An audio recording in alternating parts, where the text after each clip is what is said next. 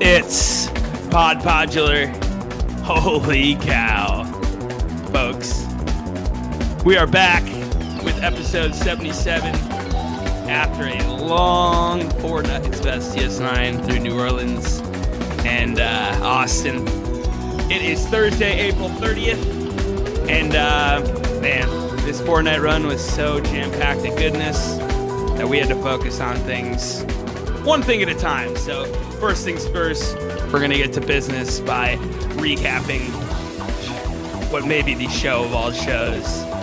Rave Spell number 2 at the 310 in Austin, Texas. So we're going to go through our favorite clips from this monumental performance, chock full of new music, chock full of freshness, along with some help from some boots on the ground commentary from a Texas native herself. But before we get into that, let's introduce my co-host, Mr. Scotty Fuller. How we feeling? Nate, are you okay, dude? I'm better than okay, baby. Dude, oh my God, man. It's so nice to see you like in one piece. I had spoken to you over text since, but after listening to what we are about to talk about today, partner, I'm just glad to see it for myself, because you can never be too sure after the absolute massacre that happened on Sunday night. A thorough ass kicking. Yeah, I might have been showing up with the black eye or something like that, but exactly. But Mark Safe from Rave Spell 2, yes, more than safe. Cup is full, man. I'm still fucking fired up. Like, that might be what's still carrying me is adrenaline at this point. But feeling good, man. Really, really excited to break this down. But just the whole time, I was just thinking, especially during some parts of this that we're gonna get into, like, man, do I wish I had my man Scotty right next to me. How are you doing? How are you doing? Because I get you had obligations, but man, let me just put it out there. Generational fumble for anybody that wasn't at this show. And I can fully take that, but man, I don't know if it's the fact that I got to watch my son feed a giraffe on Friday. Yes. Which amazing. Mm-hmm. Or just the fact that, dude, at some point with this band and just my journey with them, I just get excited when things are really good. And while I am obviously really sad that I didn't get to experience what now a lot of people listen to on Bandcamp, fuck that, man. I'm so happy for y'all. I'm so happy for them. I hope they have the opportunity to take a step back and listen to this and really appreciate what they did on Sunday night, because, man, it is special. And I'm not even there. I'm getting a little misty-eyed talking about it. And let's not be rude. We've got a boots on the ground that's here to talk about it with us. Tis tradition. Yes. She is a Bay Area native, but she is currently resides in Texas and is our boots on the ground this week. If her voice sounds familiar to you, it might be because you've talked to her at the 68 shows that she's attended, or because you've heard her voice on this podcast before. She actually gave us a video question in our Ask Us Anything episode that we did a little while back. And today we are here to break everything down with her today. So welcome Miss Sydney Ball from Austin, Texas, to the show. Thank you for joining us today. Hi guys, thanks so much for having me. And thank you so much for playing that video. I honestly didn't even think you guys would watch it. I just knew I couldn't type it while I was driving on I-35 avoiding death. So I just sent a video in because I just couldn't keep it anymore. So thank you so much for giving me the time of day then and now. I'm so excited to talk about this. Fuck yeah. Welcome to the program. Thank you for joining us. It was awesome to get to know you and your husband a little bit better, both in New Orleans and in Austin. And I thought it was a no-brainer to have you come on. We thought maybe we'd be doing the full run as a breakdown, but I mean, honestly, what were we thinking? We should have known better that this Sunday show would have been monumental and deserving of its own episode. And glad that we were both on the same page right after the show, being like, well, we just got to talk about that, right? Oh, absolutely. I didn't even walk out of the venue and you're like, so I think we just need to do this. I was like, yeah. Yeah. We can talk about this for like 6 hours. So yeah. Yep. Well, tell us a little bit about yourself here, Sydney. Obviously, you're from the Bay Area, but what kind of music did you grow up listening to? Any kind of musical background you've got? What got you into STS9 and all that good stuff. Yeah. So I was brought up in a music loving family. My parents were huge live music fans and huge dancers. They had been together since they were teenagers, and they lived in San Francisco in the 80s, and they would go dancing till 4 a.m. on weeknights, sleep for 2 hours, and then go to work. And they've just always loved music. And so my earliest memories growing up, whenever we were all home during the week, Thursday night was wrestle night. Me and my older sister, my dad did not want to have wusses for daughters, so we'd wrestle. And then Friday night was family dance night, and they would turn on 80s pop, 90s rock. My dad was a huge rock fan, Red Hot Chili Peppers, Nirvana and everything. And so he's really where I got a lot of my music taste from. So as I got older, I really was a huge fan of Nirvana, which ended up becoming the Foo Fighters, following Dave Grohl around a little bit. I pretty much liked anything other than country. Huge fan of Linkin Park, Jimmy Eat World, Death Cab for Cutie. Went into the more like old EDM house music, like found Goldie and just kind of fell in love, like Moby, Glitch Mob, Thievery Corp. And then as I got older, I went more into like the jazz and blues because I was just stunned by the skill it takes to play jazz and blues. And I just kind of just kept inhaling as much as I could, like found Robin Trower for a while, went into Peter Tosh and like just kind of stuff. God damn, you are fucking dropping names right now. This is awesome. Keep going. Like I have so many memories singing Audio Slave in the car with my dad, the Eagles. Oh man, yes. And then like when I got older, it turned into like the Killers, of course. My parents took me to my first concert when I was 13. And at the time we were living in SoCal, and one of the big like rock radio station was K-Rock. And so they had the K-Rock Almost Acoustic Christmas. So for my first concert, I got to see like 10 bands that I was in love with. I got to see like Jack Johnson, Jimmy Eat World, Coldplay, White Stripes. I got to see Beck the next year. I got to see Depeche Mode. And at all of these concerts, my parents getting down. And so we're dancing right there with them. We were the family that was just dancing like fools everywhere. We would dance in parking lots, grocery stores. It didn't matter. Like my sister and I, of course, danced to Britney Spears, as sisters do.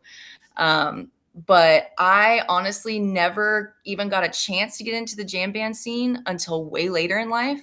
The closest I ever got was Dave Matthews Band, but I really didn't have any friends who really liked DMB. My family didn't really like DMB. My dad went with me to a couple concerts because he loved me, but that was about it. When I got into college, I really got into Explosions in the Sky. and that was my first experience with no lyrics, essentially. Okay. And in college, then I got to go to Sasquatch in 2012, which was where I really started to open up my eyes to all the other kinds. Like I saw Beats Antique, and I got to see Pretty Lights there. And Is that at the Gorge? That was at the Gorge, yeah. Oh yeah, Wow. Yeah. 5 days, no phone, nobody knew where you were, just in this city of tents with thousands of people, and like that was my first real festival experience, and it changed the way how I look at the community that can happen around music, because it used to just be something with my family, and then it was, wait, I can make a family around music too. So I was really into Explosions in the Sky and Linkin Park for a long time.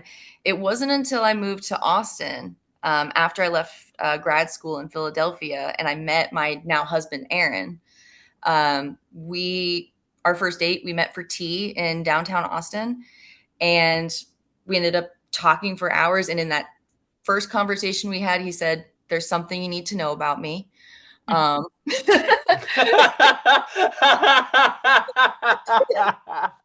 Because we were talking about music. He's a huge Death Cab fan, so like he knew that I love music, and we found out that we were both at a Wolfpack concert in Austin, or sorry, that I was at it and he almost went, and so we were talking about how we could have met there.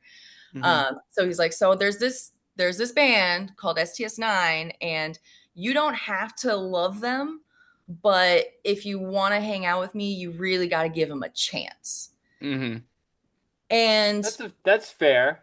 That's so fair. No, that's so a good guy thing to do. He's setting expectations right away. He's communicating right off the bat. I can respect the hell out of that for sure. Yeah, I mean, it's like it's like, hey, you know, I'm an alcoholic. Like these are things you have to get on the table. Like there's a band that I am kind of addicted to, and we're not gonna they're gonna be around. You know? Exactly. And, you know, first of all, how he did that floored me. And I was like, oh, that's impressive that he just like said that and was so honest about it.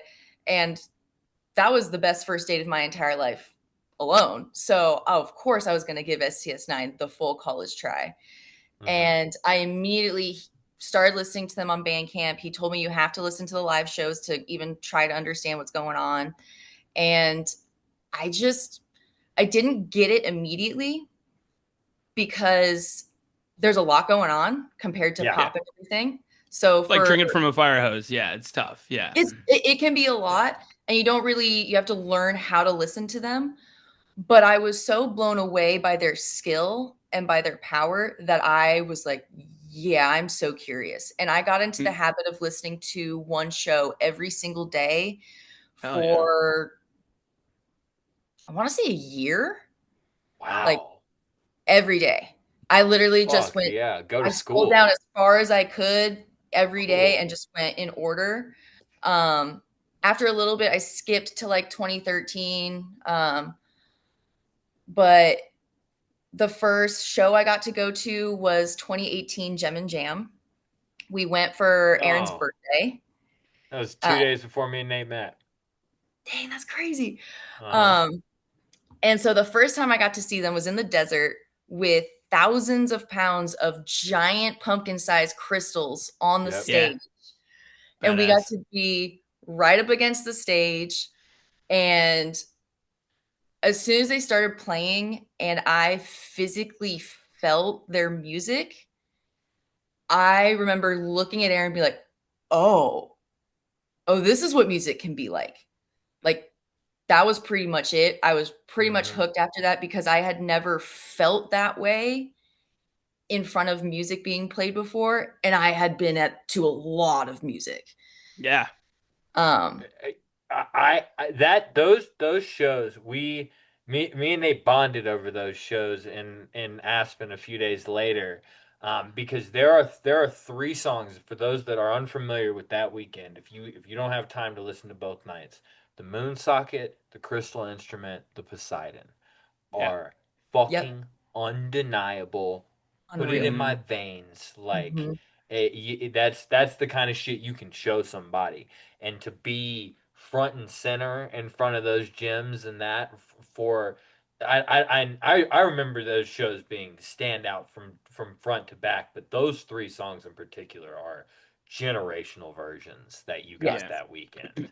Those That's are a easily the really songs that cool like first made my taste. ribcage shake. Like I was Yep, just like, what? Like, absolutely. Yeah, yeah, those are such cool first shows. Yeah. yeah. And And look then at we us now, right? and then we But followed yeah, them go to ahead. Albuquerque. Like we saw them at Gem and Jam, and we were like, yeah, we're not done, and we drove to Albuquerque the next day.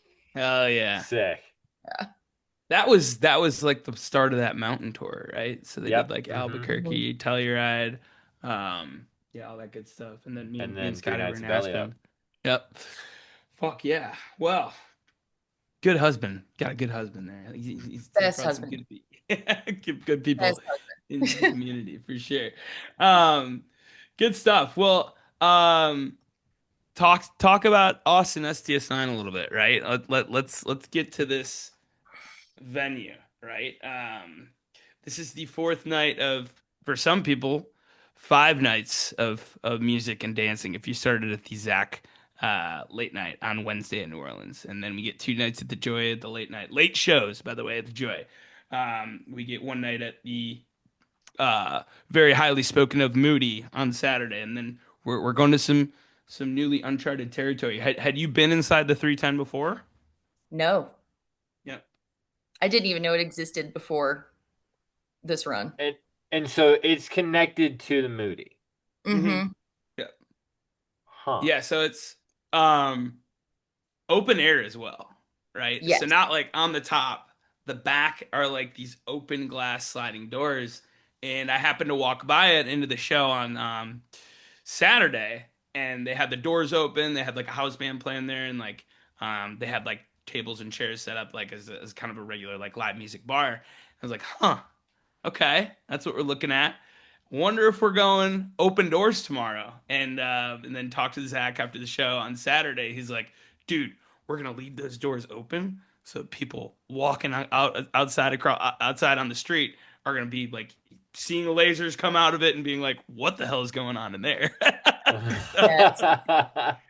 That was an exciting aspect, but one part that got me scared about that, Sydney, is Saturday was like a pretty warm day in Austin. It Sunday was was like really hot. it Yeah. was we were starting to get soupy air. It was Yep. just thick. Yeah, very humid and like no wind at all there. None. Mhm. And like, granted, they were cranking the AC, and Mhm. I was about as far into the venue as you could, like as close to the AC as you could get, as far away from the heat Mhm. as you could get, and it was Dude, it was stifling. hot in that motherfucker. It was Yeah. super freaking hot. Yeah. Hell yeah. I Yeah, love that. That yeah. makes this sound even better to me. It was Like, blurry. dude, good, good. This shit, no, listen, bro. This fucking show is too good for comfortable rooms. Yeah. Like, No, there needed to be a little bit of suffering in there. There needed to be something Yeah. something has to be a little for this kind of STS9 to be possible. I love that it was a little, would you say soupy? Fuck yeah, that's Yep. hell yeah, that's great. Yeah. I it was kind of similar to the Ravine, where long, skinny room. I think not quite as skinny as the Ravine, and but the good news was is they could have oversold it a whole lot more than they did. Honestly, it felt like a little bit cramped up there at the front, Sydney, just because everyone was like kind of wondering like how much space they'd have anywhere else in the venue. But like once the show started, things kind of backed up a little bit. Everybody had a little bit more space, which was nice. It So was it was great. not like 2019 Scotty, where people were packed in like sardines stick to ass, No, and which I think that is so is freaking bad. important because it seemed like everybody had room to dance. Yes, and they And that used is a it. standout characteristic of that night is so almost if not every, almost every single person was getting down Yeah, and had space to do so. right. Yeah. So a sigh of relief for that because Ugh. there was no option for a table up on the top this time, Scotty. So, but Well, I'm glad this one should have been enjoyed amongst the people. I yep. would have wanted to be on the. Yeah, the what was I gonna say? The stage as well, probably about the same size as the stage at the first rave spell. They had their shit packed up there. I mean, Alana's like station and HB station were basically touching. They were almost shoulder to shoulder up there. So Yeah. that was really cool to see them. It's So always I cool to see them work in close quarters. So so I actually like I'm crazy when it comes to getting to venues early. But I actually got to the venue first. And so I was out on the sidewalk and one of the 310 techs came out and started talking to me. And he was telling me how long it took them to set everything up on the stage. It took them 3.5 hours of a dozen people playing different games of Tetris and wire organization and taping just to fit it all on there. And so I just kept talking to him and he started talking to me about their instruments and whatnot. And I was telling him what I learned from like the digital tour bus interviews. And he was kind of surprised that I knew all that. And he was surprised I was willing to sit on the sidewalk. And I told him that, yeah, I sat on Asheville's sidewalk for 3 hours. Yeah, I sat outside in Colorado in the snow for 2.5 hours. Like this is easy. This is right. hot outside. And I started to hear Sound Tribe doing a sound check a little bit, and I was able Hmm. to pick up on some stuff. And he saw the look on my face that I recognized one of the songs. And he's like, "Oh, I'm sorry. Hold on." I was like, "No, no, no. It's okay. Like I'm having a great conversation with you." He's like, "No, hold on." He turns around and goes and opens the doors for me. And he Oh, turns cool. around and he's like, "So she can get a listen." Yeah. Nice. So I got to be standing on the sidewalk and I got to hear two of the songs that we heard that night. Okay, Um, cool. I was gonna say, did they sound check things that were played, or were they sound checking other songs? they sound checked things that they played and they saw Cool. me starting to jump up and down and lose my shit on the sidewalk while people were walking by me and wondering what the hell was going on. So if you weren't already excited enough, like goddamn, no, we get a little bit of taste of this. Yeah. And yeah, going in, I had heard a few things. One, I saw Taylor Houston Morgan at the show on Saturday, and like was kind of getting an idea of like what he knew about what was going to happen on Sunday, and he let me know like, well, what I can tell you is that like for about 10 days, I couldn't get a hold of any of them. They locked themselves in the studio and they went in Captain Insano mode. I'm preparing for this and putting it together.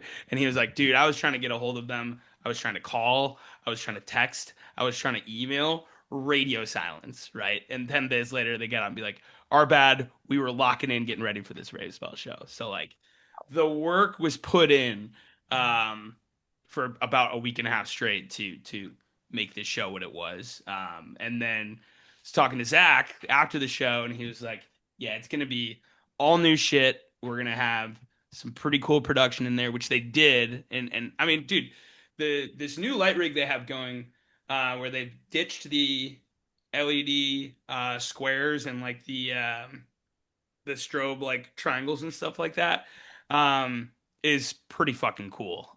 Really big improvement on the production side of things, and they were able to fit in like a mini version of what they were rocking with at the Moody and at the Joy in New Orleans, which was really cool. But let's get into the music, right? Yes. The old walkout to loop trick. We have this first section titles as 2026 WIP, which I'm gonna assume stands for work in progress. Um, I mean, right off the bat, it just seems like we're in for some fuckery. How are your initial feelings? I Sin. mean, Yeah. it was it was just ready. It was go time. As soon as I Yeah. heard that, I was like, all right, here we go. Like it is time to have light feet. And Hmm. this is going to be so freaking the word unrelenting. Just, Yeah. yeah. Yeah. It's Yeah. like playing tennis against the wall. And the wall is angry. Yeah. Yeah. Um, Guys, if you had told me when I started listening to this last night that we would not be playing this today, I would not have believed you at all. But I mean, that it just speaks to the absolute insanity that this show is, because I'm assuming 2026 whip is for work in progress, and like it does not sound like a work in progress. It sounds like a very well thought out idea, um, that I would like to hear all played all the time. I mean, you talk about a high energy, kick the door in, way to start this show.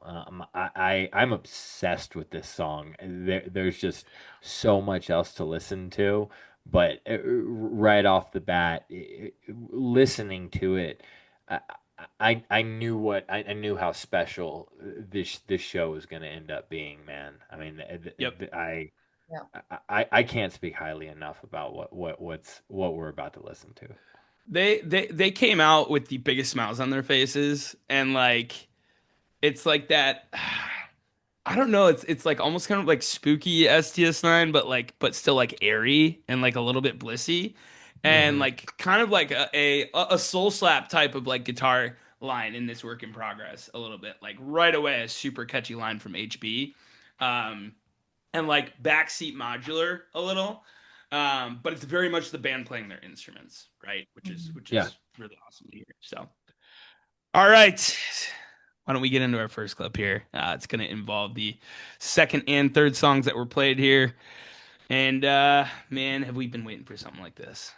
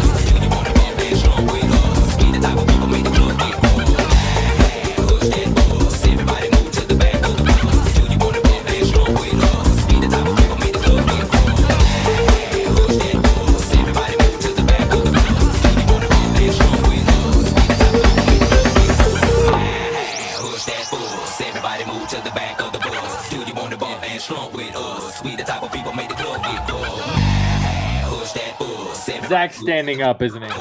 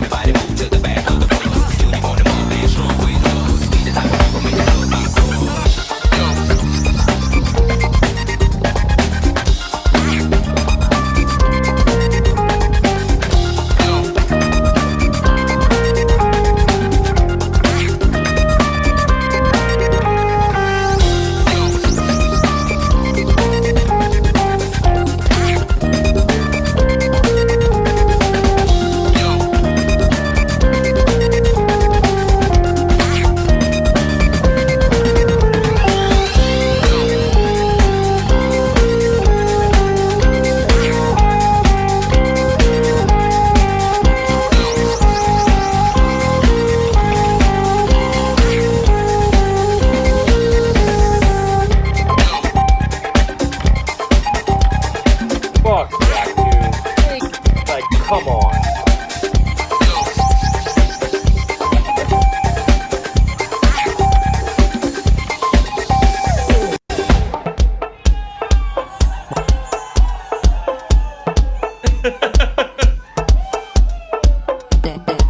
This is dumb, dude. This is fucking dumb.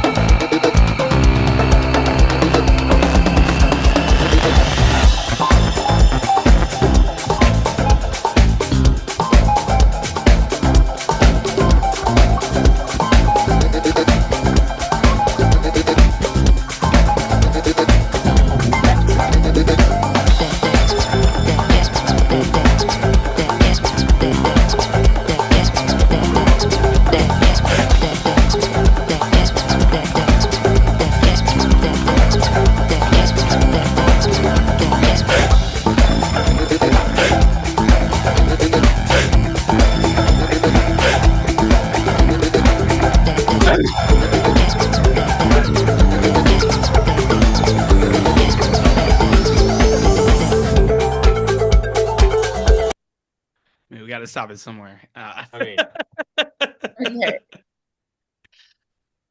I feel Yeah. like I was a hacky sack in between all of them, and they were just freaking just throwing us around, just you, like, oh, Oh it's a man, lot. It's a lot to start off with.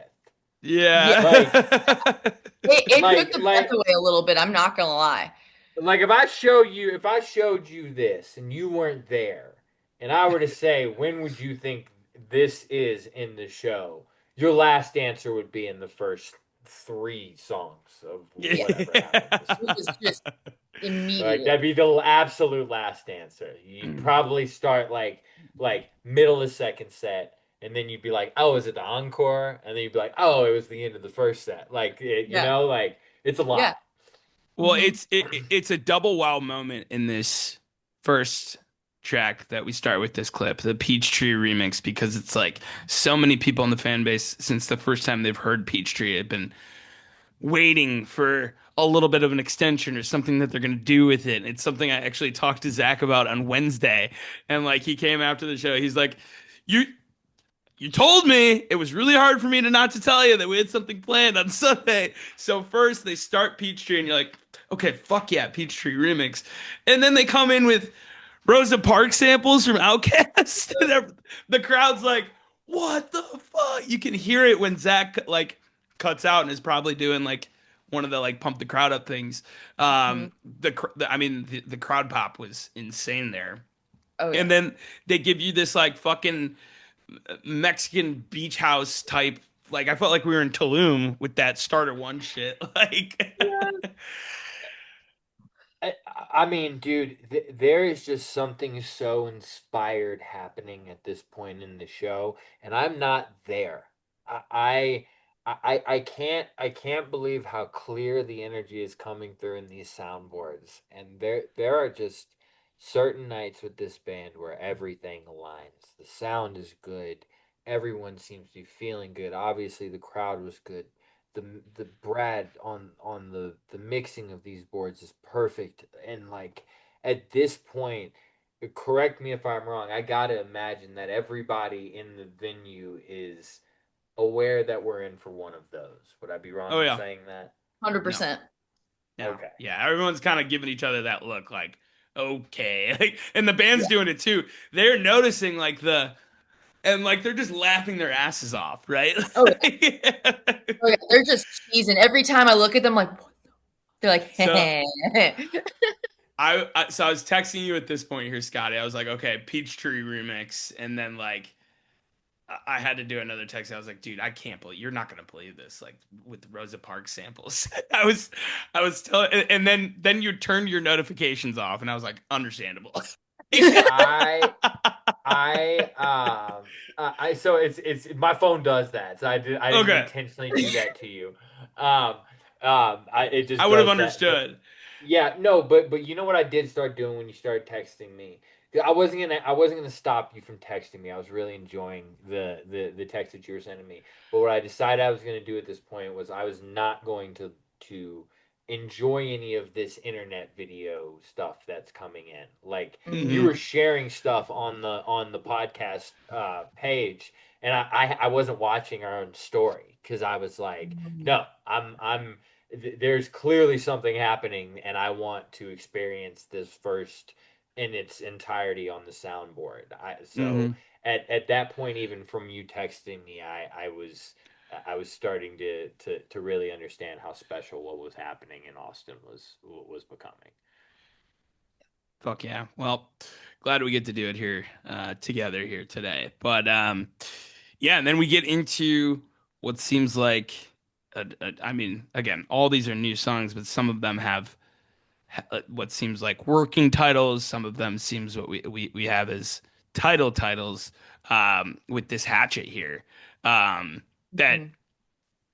feeds really nicely into our next clip. I really like what they did with in terms of like not just labeling these as like part one, part two, but like giving an idea of like the structure they had in mind and like the um, kind of flow of things and in the concepts and everything. Because I don't know, I viewed this as much less of an improv show than the last one and much more of a uh, kind of like well thought out, put together story they were telling, right? Yeah, this felt like a ride that they had created for us. Yep. Well, and I think that you know I don't know why this comparison came to mind. Maybe because I was actually laughing so much as I was listening to this board today. But you hear about stand-up comedians specifically. They go through these phases where they pretty much know what they're gonna say out there, but there's that element of kind of throwing shit against the wall and seeing what's sticking.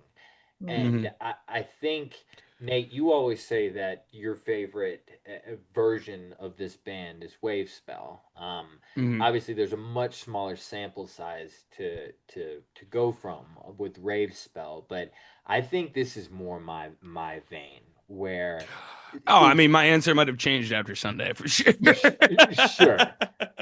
You know, where you now clearly it's like you say there's some more fully thought out ideas, and then there's some stuff that you know who knows how much they had on paper coming into it, Mm-hmm. but it all comes out really special, and I think the element of almost guardrail improv or a vague roadmap in these environments, it truly seems to bring the best out of the band. Absolutely.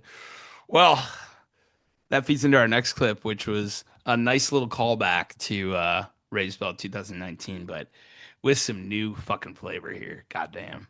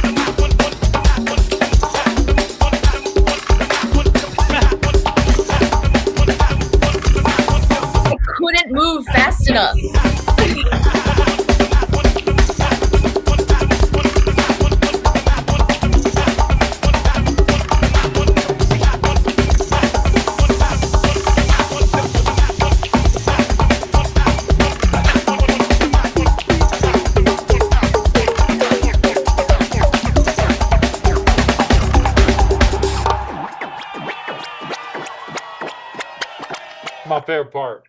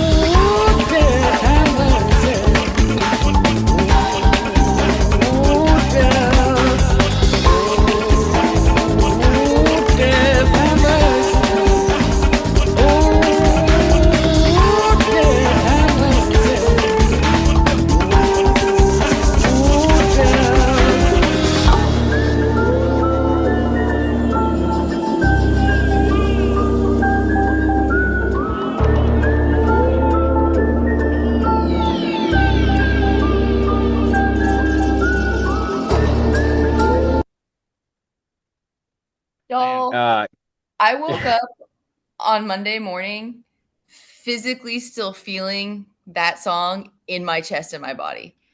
Dude. I did not turn on a TV. I did not turn on any music all day because I did not want to let go of that feeling of You just Keep Dub kept the literally in music my in your chest. head. Yeah. Yeah, I loved that. Wow. Dude, it if that is not in rotation after Sunday, yeah. like Can we keep Dub in yeah, rotation? yeah. Dude, the middle like chopped up like with Jeffrey going nuts, that's like an old school really what breakdown. That's what that Yeah. sounds like. But like Yeah. thrust in the future just with the all the fucking sounds and when they like cut it out right when you said Scotty like your favorite part and then it's just like Uh-huh. da-da-da-da. So fucking gangster, it's ridiculous, dude. Like It has all of it. It has spooky, it has hard, it has a little bit of like calm and a little bit of like sweet. Like I don't it know how is like it's helter skelter. It's like it's calm energy. It's mhm. controlled. Um, and with the Vera Hall samples, or a lot of people are gonna know it as Moby samples with her song "Trouble So Hard," which Natural Blues samples, which the band has covered Natural Blues. The band has gone as far as to label a section of a world go round from 2019 Chicago House of Blues is Trouble So Hard. Um, we've heard these samples in old versions of ABCs. There's a lot of history involving this sample with this band, and it's really cool to see it brought back around. Yeah. Um, I mean, I wasn't sure if we were gonna play this because we played the last Keep Dub from the I first think race that spell was last time. I think that was the rave spell section of that clip. Sure, sure. Yeah. Um, I don't know, man. There is I agree with you, Nate. This needs to be put in rotation. There is something it's almost Halloweeny. The doot doot Mhm. doot doot doot. Mm. It's like American Horror Spooky. Story, like something like that, you know? Mhm. Um and yeah, if nothing else, I hope to see it a part of a fat Halloween set list in the future. Mm. Yeah, and just dude, do that middle Jeffrey section as long as possible. And like this is the point where you've been watching Zach for 5 tracks now, where you're like, dude, what has gotten into this man? Is what is he on? Like, Yeah. Like what the actual fuck? So I got to have a really cool opportunity. I got to bring a couple friends to the tribe shows in Austin this run. And to Rave Spell, I brought one of my classmates who has seen You them brought before. someone in their first soundtrack. Oh, okay. Sorry. Well, yeah. Okay. So at Moody, I brought one person to their first show, one of my local friends, and she's hooked. She's already planning on coming to the Caverns. She had an amazing time. But I also brought another friend who is my classmate. She has seen them before. The first time she saw them was '06, but she had not seen them since '08. Ooh, lots so changed, sweetie. A lot of Basically, change. first time. She's never met Alana or anything like that. And so she was at Rave Spell with me, and we were right in front of Zach. And at this point, she was going between getting down and standing completely stock still with her mouth just open, just like. Yeah, that's what Missy, our previous guest, calls the bay window. You know, Yes. just he's so hard to not watch, and Yeah. like when you're that close too, you really all you can do is really kind of look at one person at a time, right? Yeah. Like that's one of the benefits of standing a little bit further back, is you can kind of watch them all cook. But like when you're that close, which we were, I was just two people behind you. It's you really got to choose one person to lock in on, and like I would say 80% of my gaze was averted towards Zach Velmer, and like I would want to look away. I'd hear Phipps doing something, but like he'd just be like absolutely losing his fucking mind during one of these build-ups or breakdowns. Like like just insane. I've never seen him move like that. Yeah. And then he would pick it up again when you didn't think he could make it any faster. And I'm like, how are you doing this, sir? I can't fall down to the ground fast enough to hit the next beat. Like, got it. Man, I just at this point, man, I can't imagine. Like, is this something they're gonna keep doing? Yes, it is. it Because would be amazing if they could. Yeah. Well, I mean, it is. There was a stretch of wave spells from 2018 through, whenever, where, at first you're like, okay, how many of those can they really replicate? And then it became clear that, like, oh, this is a mode they can tap into. Yeah. And I just... It's a gear that they have already. Yep. Yeah, I mean, I've listened to this non-stop since it dropped. I probably am 5 listens in, and there are certain moments that I'm still really struggling to talk about. I don't have much more to say about the Keep dub, because I mean there are arguments for. I mean, some of the highest moments this band has ever had in this show. Yep. And we've already heard some, and we're 5 tracks in. Yeah. Why don't we get to another one? We're not going far. We're going to the next track here.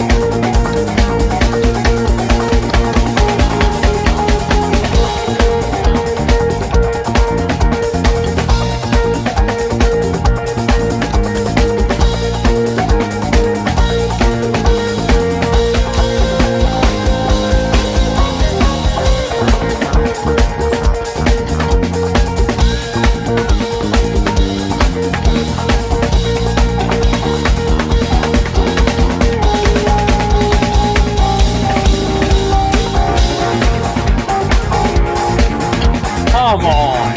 So freaking Come hard. on. Like,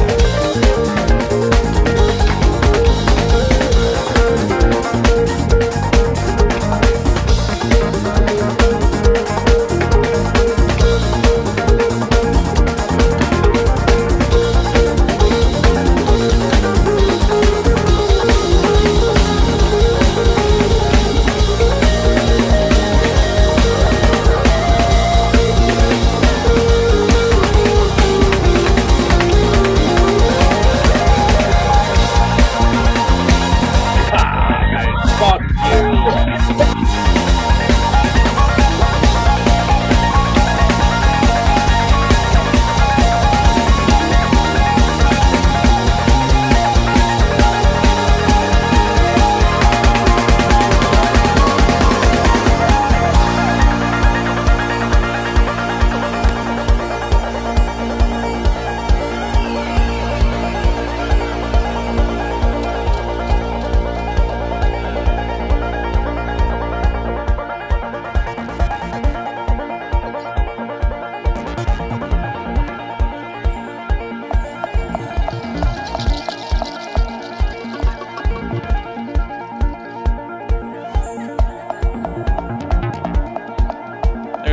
There's that tennis ball hitting the wall.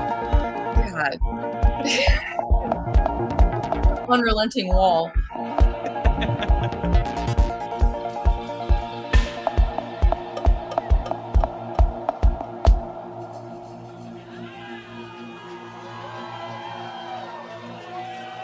Holy cow.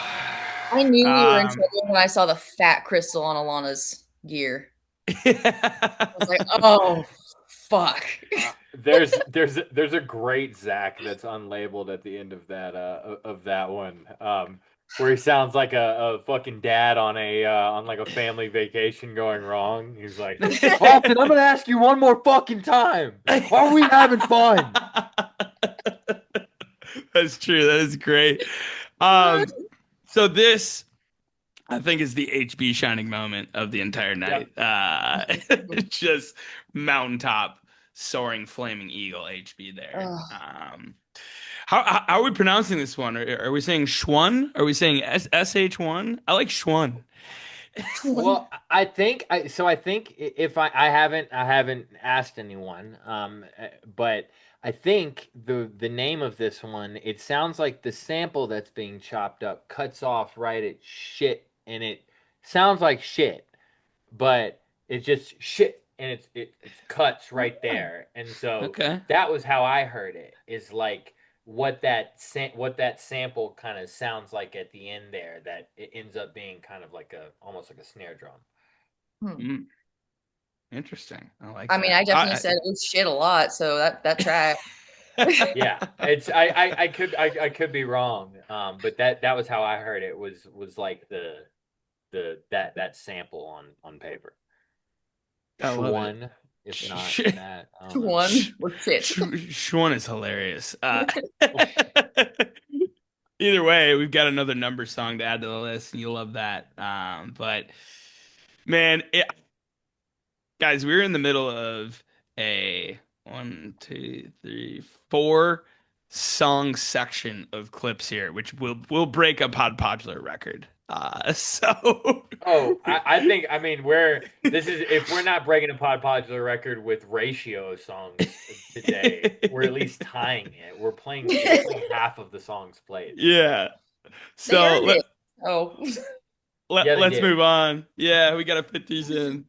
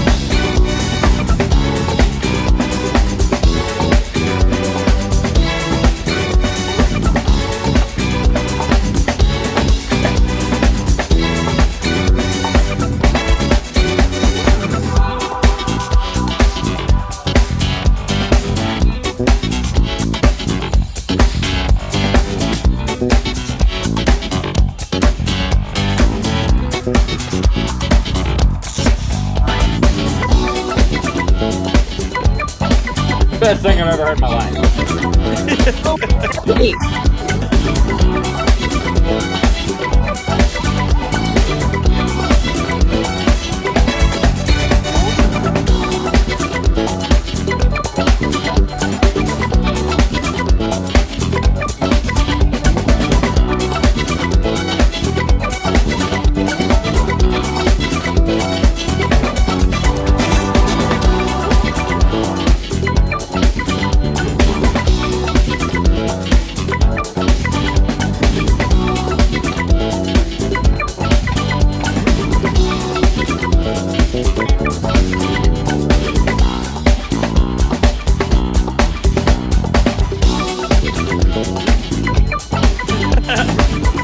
What are you talking about?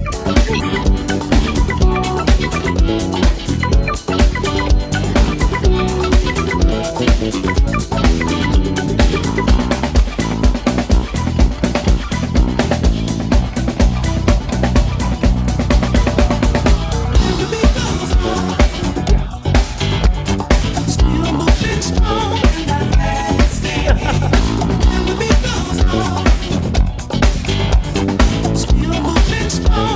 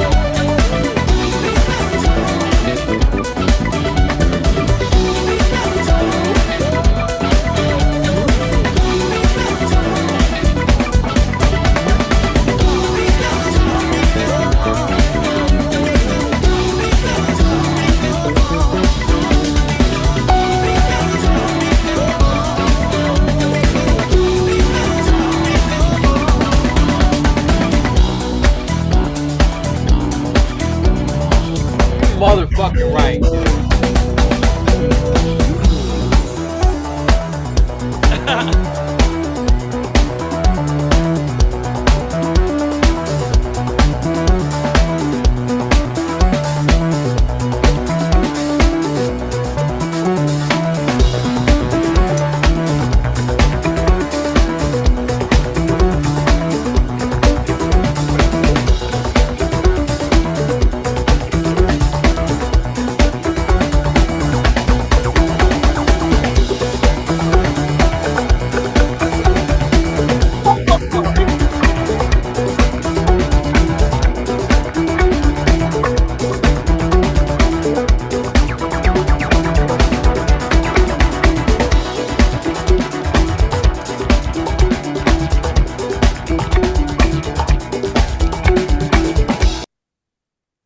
This is the most French STS9 has ever sounded.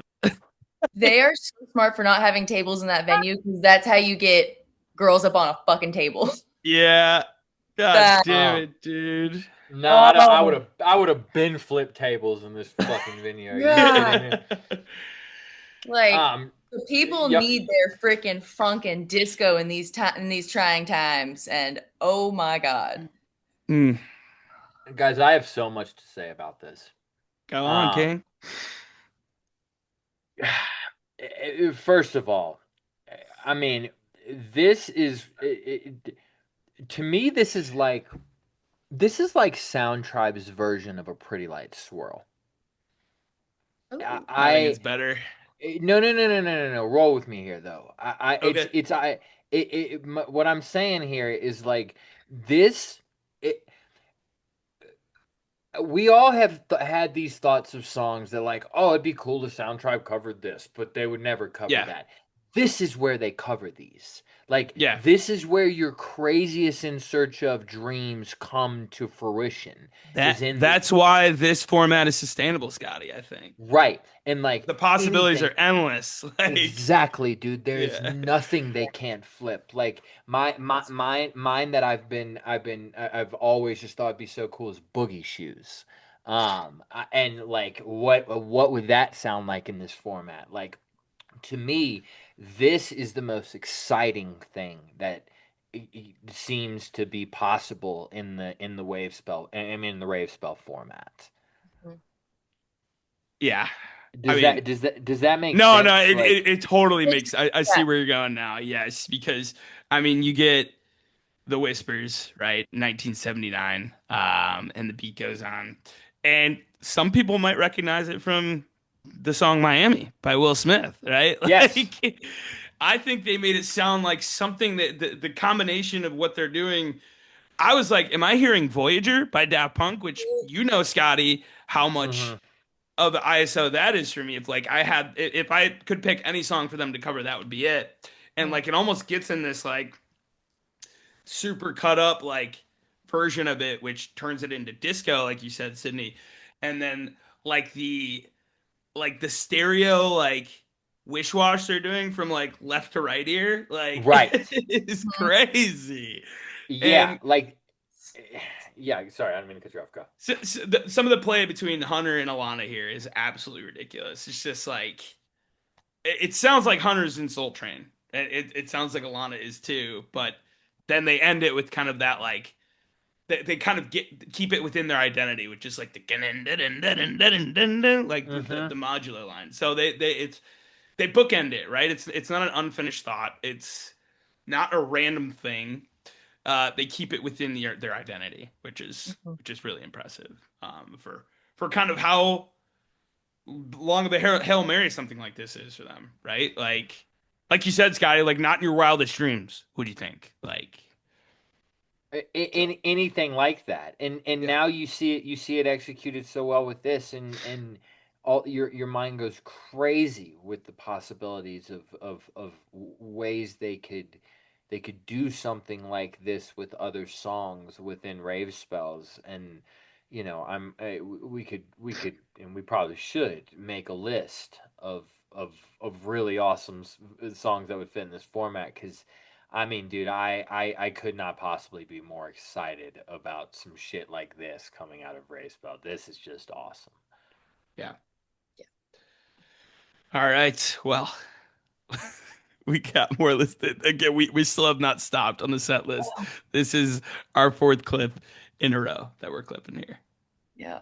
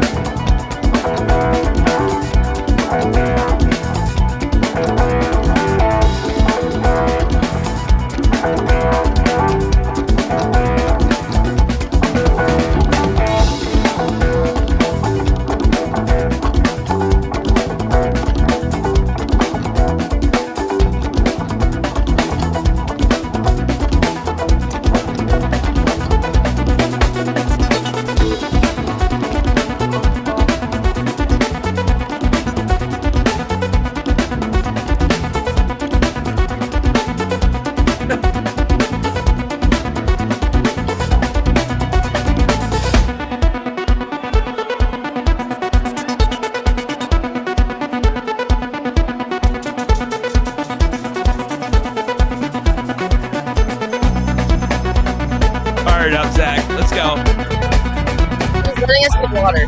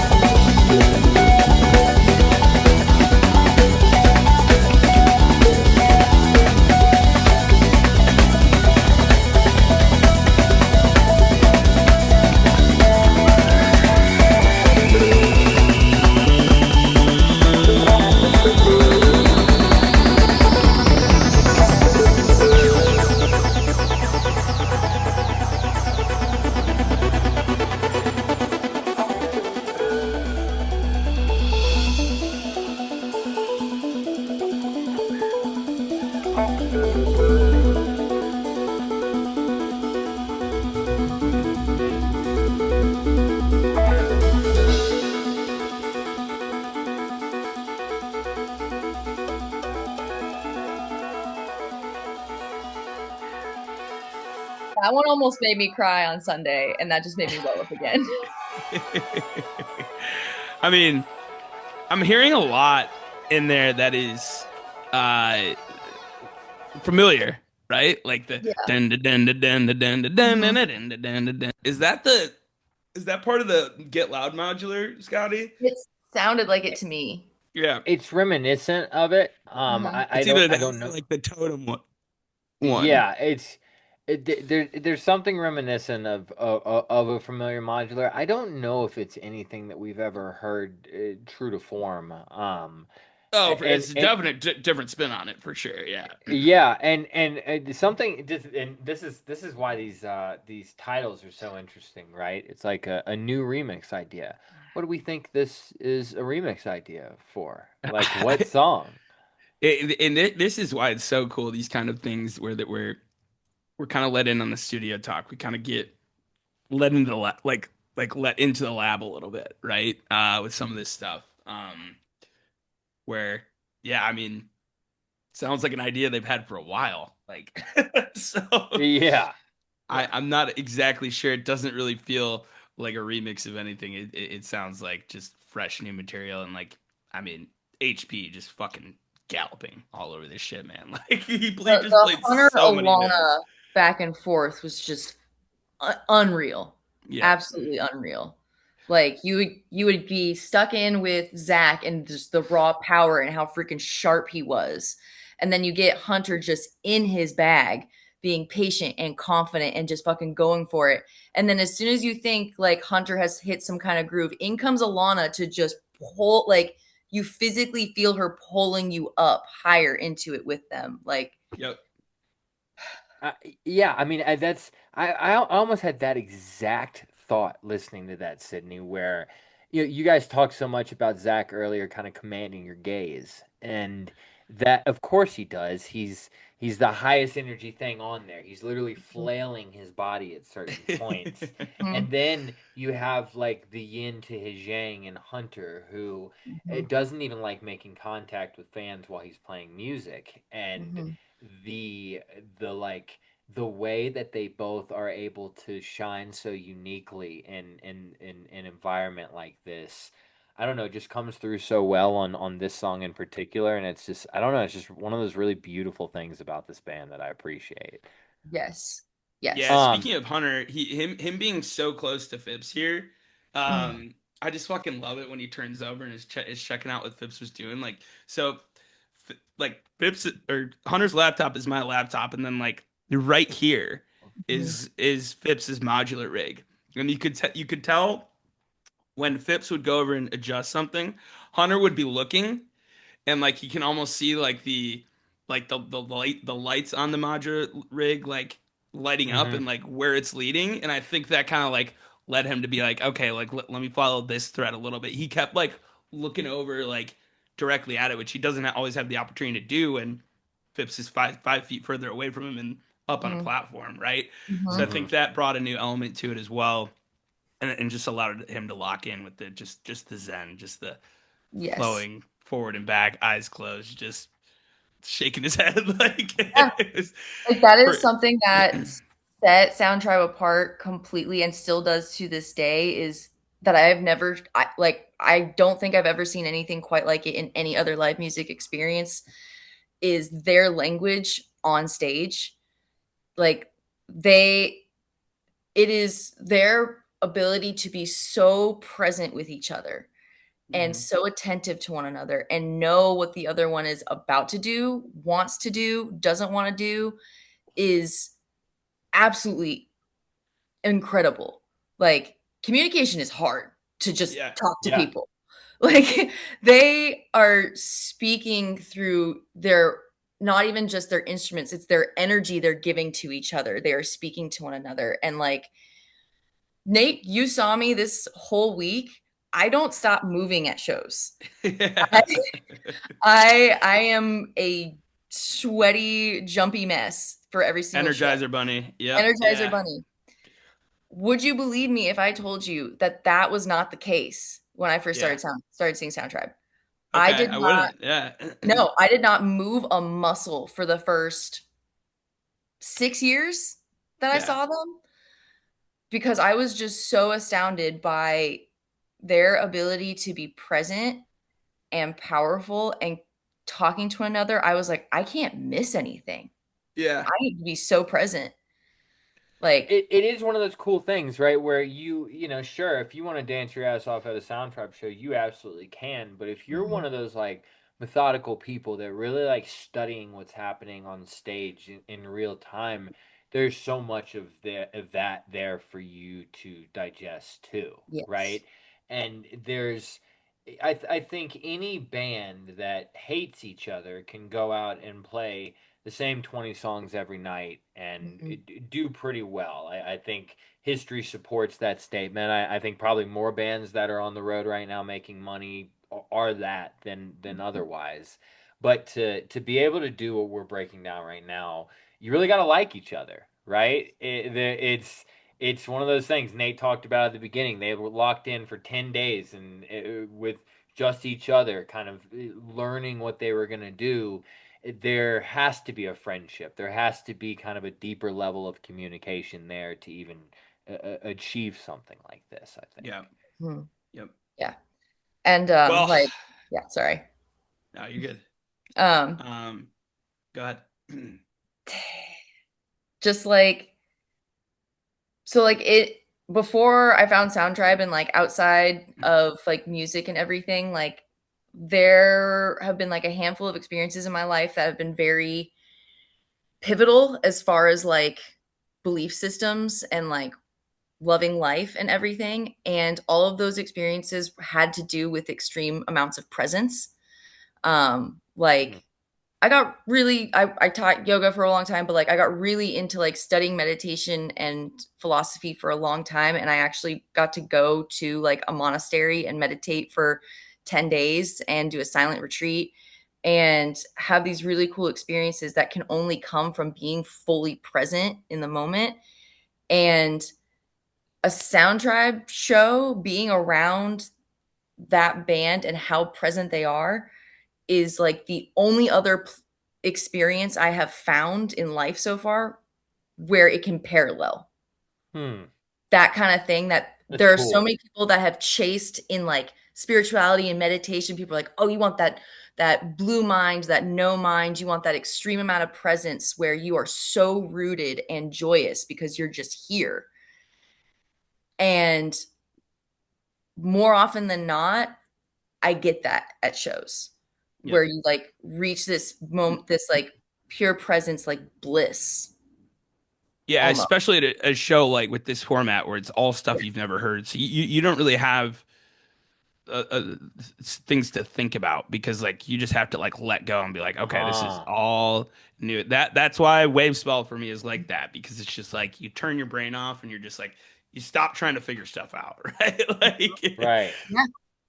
um, Oh, that's such an interesting observation. There's no crutches. There's no yeah. songs to lean on. There's no You're not waiting to expectation. hear to you're not waiting to be like, what are they going to play next? You know, like Nope. No, and yeah, actually that even oh, I love that you said that because I was just about to ask. At this point, guys, we're about halfway through the show. How are we feeling? But now, do we even you don't like time is gone at this point. yeah. You're like, It could are we it could halfway have been through? Is there one song left? Like you don't know shit at this point. yeah, No, no. yeah, And it was like we yep. are doing something like they're like because it was hot as all hell in there. So there was a little bit of suffer, a little bit of type two fun, a little bit of we're earning this a little bit, Type 2 fun. Fuck yeah. a little bit of we're giving back to this to make it bump it up even more to increase the intensity, to increase the energy. If I can give my presence and my energy coupled with what they're giving, because it is they have the wheel completely.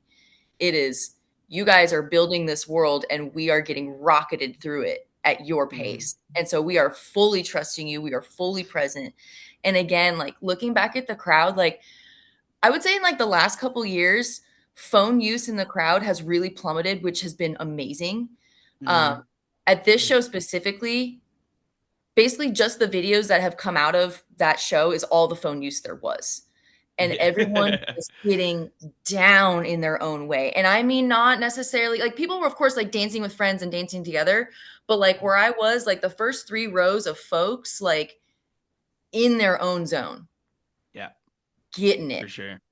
And it was beautiful. It was something Yeah. that I didn't know we could get back. It was something that I thought that we had lost with phones and with social pressures and whatnot. And like, Cool. it was starting to get like ancient in there. Primal for sure. Primal, Well, they primal. with this next track, Vicinity, they kind of brought you back in your own mind a little bit with like this being a little bit of a different take on Vapors, right? Really nice when you get like a little grip on something. Yeah. Yep. Yep. Where we're hitting you with the not everybody. I thought that was really cool. And you're like, man, are they just about to like hit us with a Vapors remix for like 10 minutes? And then they rip into a different remix for about 10 minutes. And that brings us to our next clip. Not a remix, an update. An update. There we go.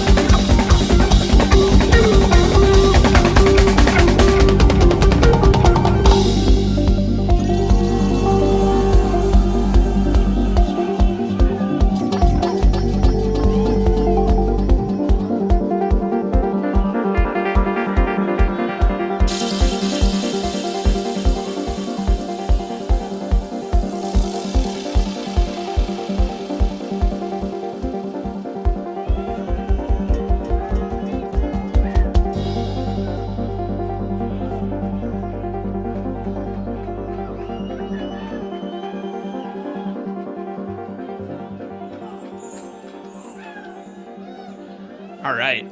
So Guys, go ahead. Go ahead. a little reminiscent of March for me there. I don't know. Oh. Like I'm hearing March more than I'm hearing Push the Sky. Same. Yeah, I mean, I was not aware that my Push the Sky was in need of an update. I hadn't checked in a while, but certainly, I mean, after I would hearing have hit this, not now, honestly. I would have said not now. yeah, and I had been hitting Not Now, and then I went back and checked, and I was like, oh, there's the update. Yeah. Um, I don't know, man. Let's update it. I like it. I think this is fucking sick. It sounds nothing like Push the Sky at this point, but it's cool. Thoughts, Sydney? I mean, I have a whole new appreciation for Push the Sky. Um, but I wasn't the biggest fan of Push the Sky, the original. I'm not gonna lie. Okay. So this, I'm like, yes, this is what this actually, this sound fits the title Push the Sky to me a little bit more, Mm-hmm. honestly. Hmm. It's a little more I think I airy agree for with you on sure. I think I agree with you on all points there, Sydney. Makes me feel like I can fly a little bit more. It And makes me feel like they're making me fly. They're just like, you're going. yeah. Against my will. I I think this is a cool like thought of what this night is doing to their catalog too. Is like this night is changing songs in their catalog. We might never hear certain songs in the catalog like we did before this night, right? Yeah. Like, so I mean that's another cool thing is like they have these certain nights where it used to be Red Rocks runs in the early in the mid 2010s. Where like a certain night of music could change how they're going to sound for the next year. Mm-hmm. And Yes. I think that's what this show is doing. And to Bring it. to put the word update after it as opposed to remix, I think Mhm. can get you hopeful that this is the kind of stuff that we're going to be hearing moving forward. So, then we get into the track that we open the show with, Miata. I didn't think they could play any faster than they were the rest of the night. It's like what this reminded me was like a KPT or kind of shaky ground type, like Yeah. a little calypso in there, right? A little bit of like Rastafarian kind of vibe, and then just like absolute launch pad into what we heard after. But yeah, what'd you guys think of Miata? I loved it. I feel like I survived it. Hmm. I feel like March safe. Okay. I could not drink enough water. I could not get enough fanning. I was like, we are elevating. We might hit enlightenment physically at this point. Um I might I might spontaneously like combust. Like, what the say, like fuck? when I start a show, phase one is hair is down, phase two is hair is up, phase three is we have some weird bun on top and everything is drenched. We were at phase three already, and Mhm. phase four is I'm strapped to a gurney, getting oxygen and an IV bag and giving them the thumbs up on the way out. So Miata was the day where we were. I was like, oh, is this the day where they're gonna win? Like, you don't win. Is this my last show? Is this it? Like, maybe.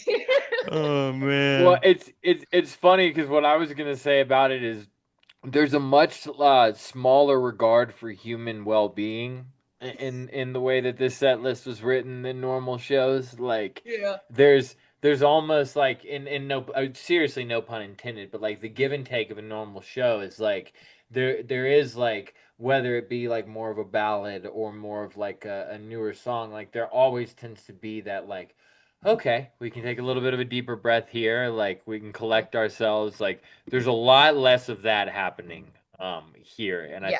I think vicinity or not vicinity Miata is probably the best example of that. Yeah. Oh yeah. Yeah, I think this is one I'd love to hear at the next show and see what they For do sure. with. But man, Scotty, I mean, we talked about we got one of them already, like reworks of other shit on the Human Dream that we didn't hear at the first rave spell.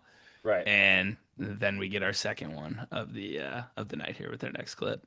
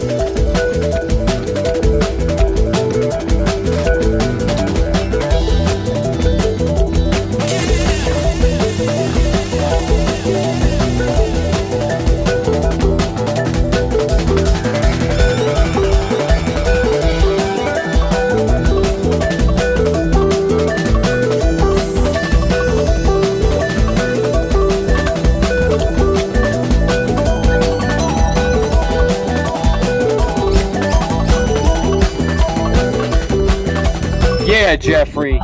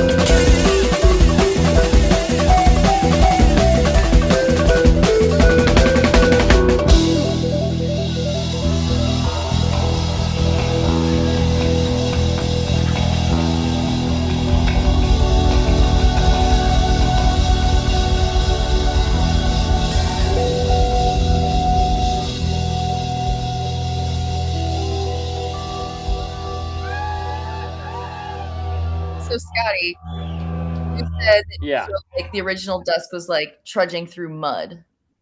Yes. What is this like? Could not possibly be more different. That was the thing that I was. That was the thing that I was going to say. I'm glad you brought that up. I wouldn't have even remembered that I said that, but I definitely have said that probably a dozen times to people. Um, Mhm. yeah, it could not possibly be more different, and that is one of my favorite things about this fucking band, dude. Is the ability to look at the same picture and draw something completely different. We might have talked about Dusk on this song more than any other song in their catalog, and Yeah, uh, we blogged a lot of hours on yeah, it. I would say our best moment with the band, when we interviewed them, was talking about Dusk. Mhm. And this who would have thought that this spooky fucking song that they debuted at Red Rocks 2021 would Mhm. be the well that it has been. I mean, every version is worth fucking talking about with this song. Every Mhm. time with this song, we're saying something else about it. Mhm. Um, I don't. Maybe it's too early to ask this question. I'm always Well, quick to. can I answer Sydney's question first? I think it's Oh, go like ahead. Oh yeah. if you found a mud puddle, like like a 4-inch mud puddle. Let's say you're at Wakarusa in 2013, the size of Hell a yeah. lake, and Yeah. you ripped a wave runner through it. That's what this sounds like. Or you think it's only 4 inches deep, and then you step in it, and it's one of those that's 6 feet deep, and you just You're in it. You're done. gone. Go ahead, Um. Scotty. Sorry. So you just said it a second ago. These are the kind of nights where songs change and never change back. Hmm. Um, and maybe it's too early to ask this question, but I'm going to ask it anyway. Which version do you prefer? If you never heard the old Dusk again, and this is what Dusk sounded like now, would you be cool with that, or would you not be? What I'd like to see is Dusk still be maintain that modular section, but then have it bookend with this. And now we're looking at an ABC's type monster, Yeah, right? we're Where talking about like a it's 13, 15 minute long 13 Dusk. minute song no matter what, right? Yeah. I think that that is I completely agree. I think this is how Dusk grows its legs Hmm. into being an Hmm. all-encompassing "this is Sound Tribe" because they can do it all with this Yeah. now. Uh, it has Also, earned it's worth earned noting, that. our Mhm. only drum and bass of the night. It's true. Okay. I mean, yeah, dude, maybe you're right. Maybe this is maybe it's not an either or. Maybe it's an on top of. And Because Yeah. can you imagine now we've got if a you 14-minute Dusk. Yeah, because like, can you imagine if like it starts out as the original Dusk, that slow, Uh-huh. something's not quite right, trudging through mud. We're like trying to figure out what's going on. And then this climax hits where Sure. everything is hitting you at once. Everything's swirly. It's the tunnel scene in Willy Wonka. And then you just get dropped out of it. Like, Yeah. full journey. I love it. Yeah, I love it. You're Alice falling into Wonderland for sure. Or Yes. you're the fucking Matthew McConaughey in Interstellar, just like falling through the fucking like different dimensions and shit. Like, wow, that guy, this is my favorite part of the night. Like seeing Zach. I mean, we got so much drum and bass in the last rave spell. And I honestly, I thought there was. These were not drum and bass heavy shows, the three of them leading up to this night, and like I was like, wow, okay, tonight's the night they break us open with some drum and bass. But like I had almost forgot that there was no drum and bass up to this point before we got into it, and then like you hear where they're going during that Miata, like building up to it, and like you start to hear those dust samples and the HB guitar lines, and this was the hands on top of my head moment where I just had to like watch Zach's left hand, like, because I don't know, man, I haven't heard drum and bass like that from him since like a soundboard in 2004. That's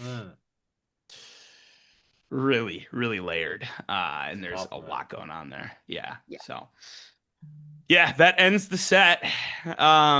You get a nice little Zach where he makes everybody jump up and down, and I was like, Zach, my legs are done, dude, but okay. Like, I've been doing that this whole week. Well, the funniest part about it is after he does it, he goes like, oh, fuck yeah. It's like he didn't think y'all would do it, and you did it. And he's like, you saw they did it. Yeah. He didn't hit the love, love, love. He didn't. He was like, you know. He knew what time it was. Yeah. And then, we get this encore, which is a almost 20-minute collective encore here. It starts with the Something Level Up remix, which I think is, you knew as soon as they started that this wasn't going to be the end of it. And I think it's fun how they mix that in there. I thought that they were going to maybe save both of them for this night, but we got the Better Day remix the night before at the Moody. But I mean, this song that they've created here in the last handful of months just fits the vibe of this kind of night so well. I think this one in particular, the Something one, where, you know, it's house music. Like the vast majority of this set is at that 128 house beat. So I think it fit in. Some people might have preferred to hear something else, but I thought it was fitting. But guys, we made it to the last clip, and it's a lot of songs in one. So let's get into it.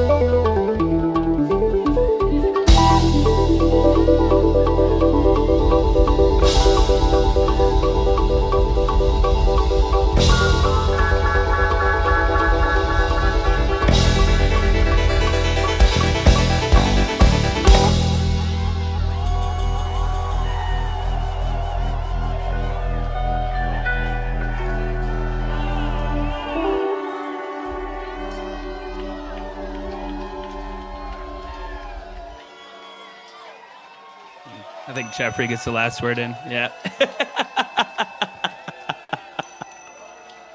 There's that. Order up. And apples. Oh, the of all mashes. My God. All right. Should we go through it? I have. Okay. Yep. Yeah. Go ahead, Sydney. You first. Okay, so I got Scheme. Yep. That was one of the bits that Yep. I heard pre-show that I Mhm. lost my fucking mind over.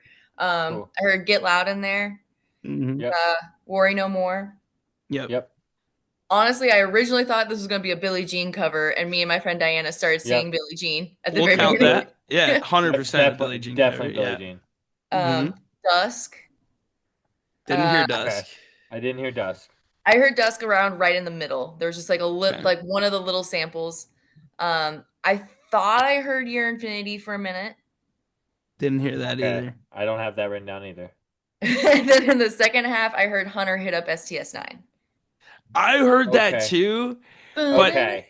it wasn't on the list that Zach gave me. Zach gave me the list after the Oh, show. you cheated. Oh, Cheated. okay. Yeah. So you don't get to play our game that we Go we're ahead, doing. Scotty. What are you hearing Dang, so I'm really wrong. Dang. that?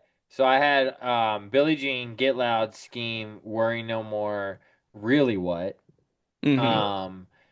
I don't know if this counts, but I wrote down modular because there's a pretty pronounced modular section that doesn't really resemble anything else either. And that was all I've got. Yeah.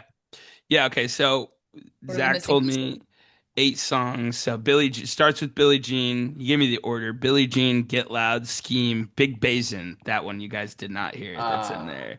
So maybe that's what I thought. I thought Dusk was Big Basin, or Maybe, I thought yes. Dusk. Really what? Strange Games.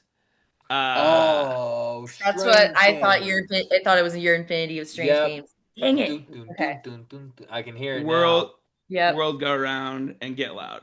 8 songs. now. 8 songs.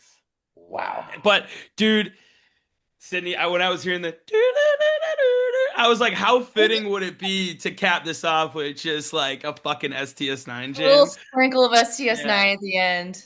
But what a ride here. Unbelievable. And then yeah, like you said, Scotty, so much of that I just have labeled as improv. Like it's just like it's not centered around any one of those things. I think at one point it's most centered around Scheme and Get Loud. Yeah. Just that shit is so fire. Like we're just learning to love Scheme more and more and more and seeing like what they could do with it. But God, what a fucking ride, man. Mash of all mashes. It's one thing with how powerful and energetic and just freaking tight like a tiger Zach was. Yeah. It's one thing for that to permeate your body that you don't have control over that. It's another thing for Alana to make you quiver. Like she had, Yep. I think she had her amp for Rave Spell. Yeah. I think. Yeah. But then it's a whole nother ball game when Hunter hits that tone Yeah. and he carries out those notes. Like it sends this like piercing singing just like crystal through you. It's the highest of all highs with Yeah. this band for sure. I'm like, yeah. that's hitting my That's saying ancestors. something. Yeah, that's saying Yeah. something. Yeah. My ancestors are going around like, what's that? Like They felt something. they awoke and they're like, you need my help? I'm here. Yeah. You summoned a spirit here. Oh my Yeah. God. So much fucking fun, guys. Incredible. I mean, this is gonna go in that category, Scotty, that the Boulder Theater show in was last year for ST. No, it's not. No, it's not. No, it's Well, fucking not. I just mean the title of the category. Like again, no, we- Nate. we no, deal in over. we no, deal in hyperbole a there's- lot in this show, and it's only been 3 days, right? Like, yeah. Okay. Fine. Well, we'll argue about this in 2 months when we have our next our next category show. But guys, quarterly update. Yeah, nothing fucking touches this. No. Like, I mean, I think it might like, be the best y'all show were ever. there. I mean, okay, and we can even stay away from best show ever right now, but let's compare it to post COVID. Yeah. Like, Yeah. Yeah. there is nothing in the conversation, guys. There just isn't. Like, No. you can go further back than that, and you can probably start finding a few shows that have hands like the first rave spell. But Mhm. honestly, if we're even putting the first rave spell versus the second rave spell, man, come on, get that first one the fuck out of here, dude. This I one don't think is it's close. Yeah. so much better. It's not even funny. And And they not gave to it to take away from Austin. that. Yeah, but I Yeah. mean, dude, this one kicks the shit out of the first one. Yeah. I am dumbfounded by this show, guys. It is this is the sure, we don't have to call it best show ever. I know that's how we love dealing in hyperbole, and that's why we do this, because we like to get all fucking excited about it. But this is something higher than museum quality STS9. We have not ranked a show as good as this show yet. I didn't know music could do that. Yeah. I mean, yeah, I'm gonna be digging in this one I, very, I had a very. feeling it could, and I had a feeling they could do it, and they did it. Like, Yeah. Yeah. Yeah. Like, what did your husband say at the uh, show? so he has been, his first show was in 2008, and that show was the way he had always hoped and thought they could possibly play, and he had never seen them play like that ever before. Yep, on I, Sunday. I I mean, mean, yeah, this Yeah, show. on Brave Spell, yeah. And like it was so much. It was so much of everything good. Like, Yeah, and it ends, and like after some shows, sure, especially after like the end of a 4 night run, you're sad it's over, but like it was just like it ended, and I was like, that was exactly how much music that should have been. Like so I couldn't have handled another note. I was like happy it was over. I was like, yeah, God damn, yeah. Jesus, we did it. Like So Scotty, you're a parent and Jay's a toddler. Yeah. yeah, yeah. Has as toddlers go, have you ever had the experience where he has experienced too so much of a good thing that it's upsetting? Oh my God. Of course he has. I'm his father. Yeah. That's like, I, that, the idea of something being so good that it fucking makes It you a little fucks you mad. up. Yeah, Yeah. yeah. It No, was of a course. phenomenon I used Of to call course. when I used to like work with kids, we used to call it too much birthday. It's like Ah, it too was much all so birthday. good and so perfect and so elating that by the time the end of the day comes, you are just shoulder sagging, just, I, I kind of walked scared. You're like, out. I walked into my house. I had taken off my shoes. I still had one sock on. Like Woo. I was Well, no, drenched, you and I text like me. You text me at 12:03 a.m. You said, "Question: Am I allowed to say fuck on the pod? Because what the actual fuck just happened?"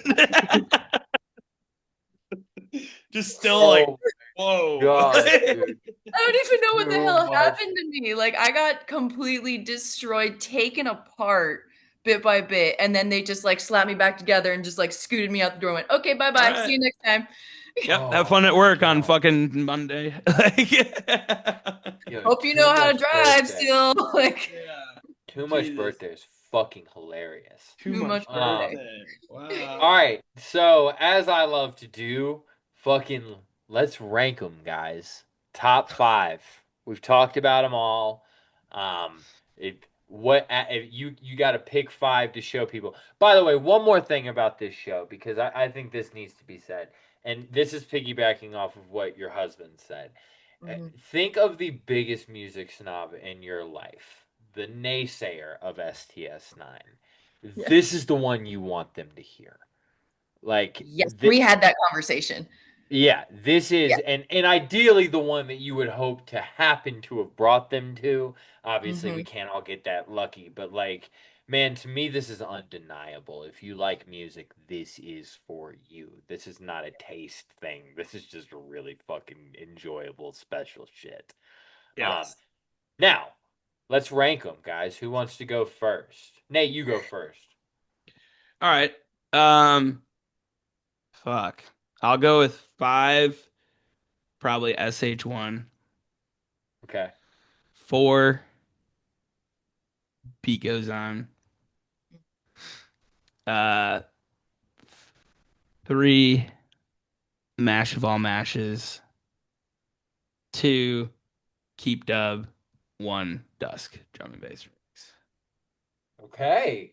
Okay. Cool. Mm-hmm. How about you, Sydney? I did my best. Like, I really wanted it to be like number one in like 4 twos. But 5 Beat Goes On. Okay. 4 2026 WIP. Nice. 3 Dusk DMB remix. Okay. 2 Keep Dub because I woke up with it just stuck to me. I can't deny Sure. that. And then remix New Idea because at that point of the show, like where I was and then the experience of that song, like dancing with my husband, dancing with my friends, dancing with my classmate, feeling so many different kinds of ways, like that experience was peak of what I love about this band and this community. Of course. It's setting an experience weighs in heavier than anything for shows that I'm at. Yeah, and I almost broke I my steering wheel re-listening to it. So Steering wheel's so like, my, you are not Zach Vollmer. Like, calm down. you don't have a symbol. Calm down. Scotty? So my 5 is Dusk DMB. My 4 is Push the Sky update. Yeah. My 3 is New Remix Idea. Man, neither one of y'all with the Peachtree on your list. That's okay. It's not your fault. You're not from Atlanta. The number 2 is the Peachtree remix with the Rosa Parks samples, and then, man, this show made me feel happy. It made me laugh. It made me dance. It made me feel angry with elation for this for the playing that was happening, but only one song made me feel hope, and that was Beat Goes On. Yeah. Okay. That to me is, like I said when we were talking about it, I would like to see more of that, whether in a rave spell vibe or every once in a while in a show. I think that there's just so much there to explore with different versions of that and different songs. More of that. That's my favorite thing that happened. Fuck yeah. Oh, yeah. All right. I mean, another thing we like to do is pick an MVP. I think it's got to be Zach Vollmer. I don't know. Like, is there any disagreements with that? I really want to give it to HB. Okay. You can give yours to HP. We can have 3 different MVPs, but Yeah, no, we don't always, we rarely have a consensus MVP. He was singing the whole time and proud. So I think Zach is kind of the obvious answer for this, but really because not this doesn't take anything away from him, but like this is the kind of environment where he just really fucking thrives. This is where he Mhm. came from, is this Yeah, environment. this is Yep. his chamber. You Mhm. don't. This is home field turf, like maybe none other. He just has so much working for him in this environment that And I think you that's why I know. don't want to give him MVP because it's like he was I feel you. I feel you. What do we have? Zach Vollmer fatigue? What? No. hard. Like I would like trying to get some water and he'd pick it back up like no you pick it back up. Well, like no. That's funny. Is Zach Velmer the Nikolai Jokic of STS9? No, I'm fine giving it to Zach, honestly, because because next week I have a different MVP. I can't wait to break down those other 3 shows because damn, Oh, what a run! And like as soon as they started playing in New Orleans, like it made sense what Sunday was gonna sound like. I thought like you just got like they were in the mode of practicing this for as long as they were, and then they're like, oh shit, we gotta wait till Sunday to break out some of these tricks. Like let's give them a little bit, a few peeks now. Like, Uh-huh. yeah. all right. Well, Sydney, thank you for joining us. Where can people catch you next? You got any shows for or plans for a show coming up? Currently the next plan is Mish.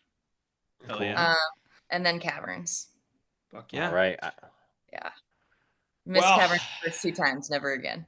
Oh, never. You got to do it. 100%. Gotta go. So, Scotty, anything else you got?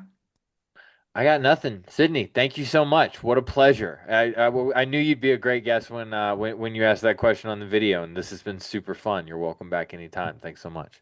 Thank you so Yep. much for having me. This was a blast. Of course. Absolutely. Well, thank you guys for watching or listening, whether you're watching on YouTube, listen on Spotify or Apple Music. Throw us a like, throw us a subscribe, throw us a comment or review if you're feeling nice. Have a great weekend, guys. Just keep pumping the show. Keep showing it to anybody that'll listen to it. And we'll be back next week with a recap of the other 3 nights, 2 nights in New Orleans and 1 night at the Moody. But until then, much love. Chess Pats. Peace. Don't have too much birthday.